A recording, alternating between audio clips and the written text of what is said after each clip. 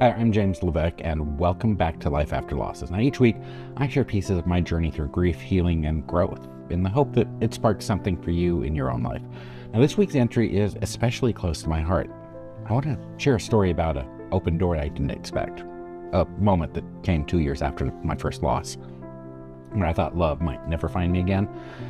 It's about what happens when grief closes us off, but life quietly opens another path.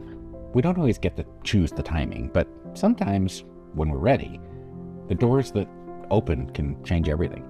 Now, this week also represents a sort of a milestone for me, with it being entry 250. So let's talk about the door that opened. Now, last week, I wrote about doors that close and the unexpected ones that sometimes open in their place. And I want to tell you about one of those doors in my own life. A door I didn't see until I was ready, but one that changed the rest of my life. It was meeting Bob. It was October 4th, 1998, a little over 2 years after losing my first husband, and I had been assigned to a work project in Memphis, and looking for a way to get familiar with the city, I logged into an AOL chat room. Remember those? Now, I certainly wasn't looking for romance. I just wanted someone to show me around town, give me a feel for the place, and that's when I met Bob.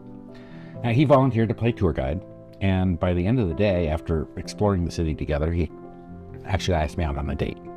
Now, what started as a chance encounter became an open door I hadn't known was waiting for me. Grief had closed me off, and while I had been open to exploring finding someone to share my life with, I wasn't expecting to find it when I wasn't looking. But that day in Memphis, without planning it, I stepped through a door that would shape the next chapter of my life.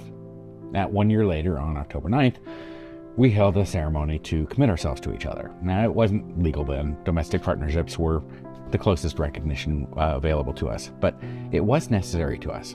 We wanted to stand up in front of our friends and family and say, this is real, this matters. Of course, the best laid plans have a way of going sideways, don't they? The temperature that day soared over 100 degrees, and the house just didn't have air conditioning. Someone had loaded the garbage disposal with tea bags from iced tea, which clogged the pipes and required an emergency plumber. And our mothers, well, neither one of them was thrilled about walking us down the aisle. My mom had to convince Bob's mom to do it. She said, I don't necessarily agree with what they're doing either, but I'm going to be there for my son. And I can still see it. I was upstairs getting dressed, looking out the window into the backyard below. The chairs on my side of the aisle were in full sun, and I couldn't see if anyone had chosen to sit there. For a moment, I felt isolated, but then there was music that began, and we had chosen Shania Twain's From This Moment. And as the notes music filled the air, our own voices joined in. We sang to each other as we walked from opposite ends of the sides of the house, meeting in the middle of the aisle. It caught everyone off guard. And I still have guests that talk about that moment all these years later. Now, during the instrumental break, I caught sight of my mom, with tears filling her eyes while she was smiling. And I reached for her hand, she squeezed mine back, and in that moment I thought, maybe everything really is going to be all right. Surrounded by my grief support group, close friends, neighbors, family, it wasn't just a ceremony, it was a declaration. Grief hadn't erased my capacity to love. Loss hadn't barred me from joy, and open door led me there. Now, here's what I've learned. Looking back, I realized I couldn't have seen this door 2 years earlier. I wasn't ready. Grief has its own timeline, and no matter how much we want to move forward, sometimes we can't until something inside of us shifts. And I wasn't ready until I was ready. When that door finally did appear, though, I had a choice. Stay closed off or step through. And as terrifying as it was to risk my heart again, I walked through it. And what I found wasn't a replacement for what I'd lost, but a reminder that my capacity for love hadn't died with my first husband. Love after loss isn't about starting over. It's about carrying both the love that shaped you before and the love that grows in the present. Now, there's no neat erasing. There's no blank slate. Instead, there's layering, sorrow and joy, memory and discovery, grief and laughter. And that's what Bob brought into my life. He didn't erase the love I had for my first husband. He added to it. He helped me see that my story didn't end with loss, that there were still chapters worth writing.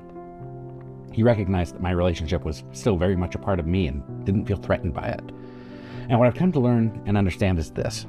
Open doors often appear when we least expect them, and they rarely look the way that we imagine. Sometimes they're disguised as chance encounters, unexpected invitations, or opportunities we almost dismiss. But when we step through, they change us. And that door in Memphis changed everything. It shaped not just 15 years of shared life, but the man I am today. Someone who knows love can return in unexpected ways, even after devastation. So here's my challenge for you this week. Think about a door you may not have noticed, or maybe one you've been afraid to open. What possibilities might be waiting on the other side? You don't have to be ready all at once. You don't have to know exactly what's beyond it. But when the time comes, be willing to consider that another chapter, another love, another opportunity might be waiting. Because sometimes the most important doors aren't the doors that we're searching for. Sometimes those doors are the ones we walk through when our hearts are finally ready. So what's one open door in your life that you're glad you walked through? Or one you're still gathering the courage to face? I'd love to hear it in the comments if you're ready. And thanks for watching.